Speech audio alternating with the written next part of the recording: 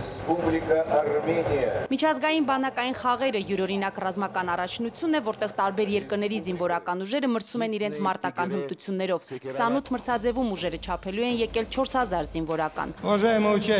Հարգելի մասնակիցներ, հիշեք, որ հաղթանակը դա միշտ հաղթահարումն է ինքդ քեզ եւ քրտնաջան աշխատանքի ու ինքնանվիրումի արդյունքն է։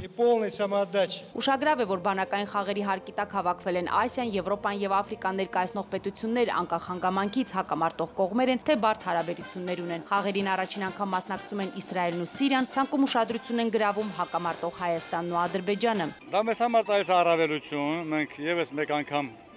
այսպես ասած, հնարավորություն ենք ունենում հակառակորդին ցույց տալ մեր զինվորի ժամկետային զինվորի պատրաստությունը։ Բոլոր պետություններից մասնակցում են սպայական եւ պայմանագրային կազմ,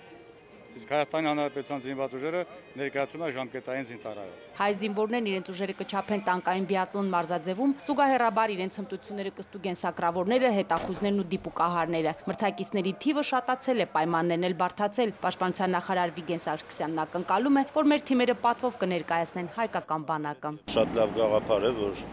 տարբեր երկրների զինված ուժերը կարող են իրենց հմտությունները, իրենց կարողությունները փորձել նաև խաղաղ պայմաններում։ Սրանք առաջի հերթին բանակների միջև փոխգործակցության եւ համագործակցության շատ կարեւոր գործոն են։ Շատ կարեւոր է, որ այս միջոցառումների միջոցով բանակները բացվում են նաև հասարակությունների համար։ Դիտարժան մարզաձևերից տանկային բիատլոնում հայ զինվորներն արդեն միջազգային նվաճումներ ունեն։ Այս տարվա առաջին մասնակիցները շտապում են տեղանքի առանձնահատկությունները քննարկել ընկերների հետ։ Հիմա մեր մնացած անձնակազմներին արդեն մենք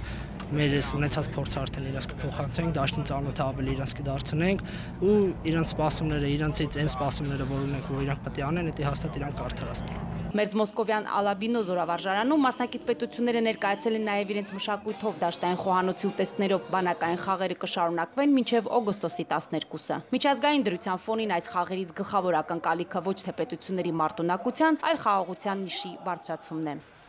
Սարա Օհանյան, Արտակ Խևոնդյան, օրակարգ, Մոսկվա։